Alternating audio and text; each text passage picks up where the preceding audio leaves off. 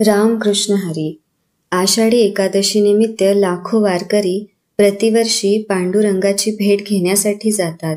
पंढरपुरीची पुण्यभूमी आपल्या डोळ्यासमोर येते आणि समोरच येते भक्त भगवंताच्या परस्परावरील निस्सीम प्रेमाची कथा. हा इतिहास आहे विठोबाच्या पंढरपुरीतील मुक्कामाचा. 1-2 नाही तर 28 युगे तो भक्तांच्या भेटीसाठी कटेवर हात ठेवून विटेवर उभा आहे. सुमारे 28 युगापूर्वी श्रीकृष्ण रुसून गेलेल्या आपल्या रुक्मिणीला शोधण्यासाठी द्वारकेतून दिंडीर वनात आले होते. त्याचवेळी भगवंतांना भक्त पुंडलिकाची आठवण झाली. ते त्यांना भेटण्यासाठी त्यांच्या आश्रमात आले. तेव्हा भक्त पुंडलिक पाठमोरे बसून आई वडिलांची सेवा करीत होते. भगवंताचे तेज दाही दिशांना पसरले. भक्त पुंडलिकाने मागे वळून पाहिले तर साक्षात भगवंत श्रीकृष्ण त्यांचे दारी उभे होते. श्रीकृष्णाने पुंडलिकाला हाक मारली, सख्या पुंडलिका, मी तुला भेटावयास आलो आहे. श्रीकृष्णाला पाहून भक्त पुंडलिकाला आनंद झाला. देवाच्या स्वागताला उठले तर आई वडिलांच्या सेवेत व्यत्यय आला असता.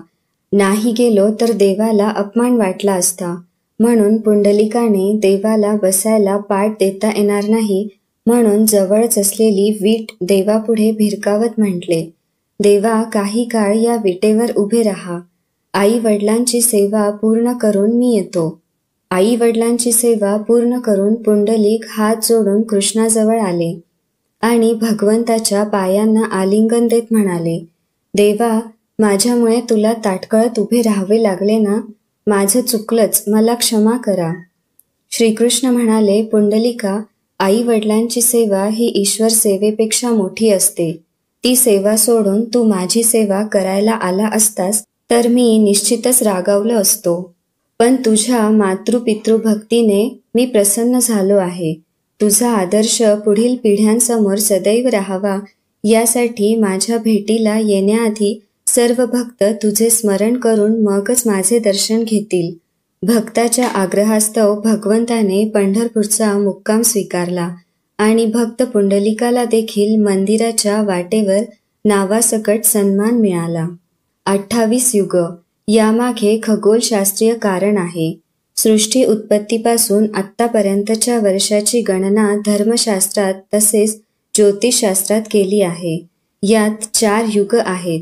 कृत, त्रेता, द्वापर, कली ही सगळी मिळून 43,20,000 वर्ष होतात. याला एक महायुग असे म्हटले जाते. 28 युग म्हणजे ती महायुगे आहेत.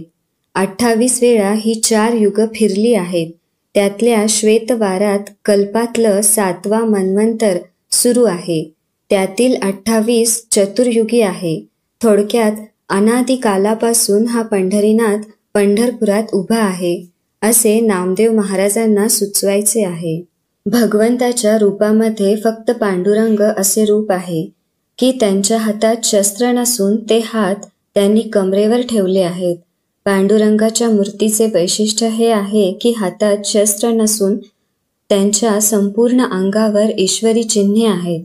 म्हणून तर तेथे ईश्वरी शक्ती जाणवते. आजपर्यंत अनेक संतांना ती अनुभवता आली आहे. पांडुरंगाच्या कोणत्याही हातात शस्त्र नसल्याने त्यांच्या या रूपाला बौद्ध रूप म्हणतात.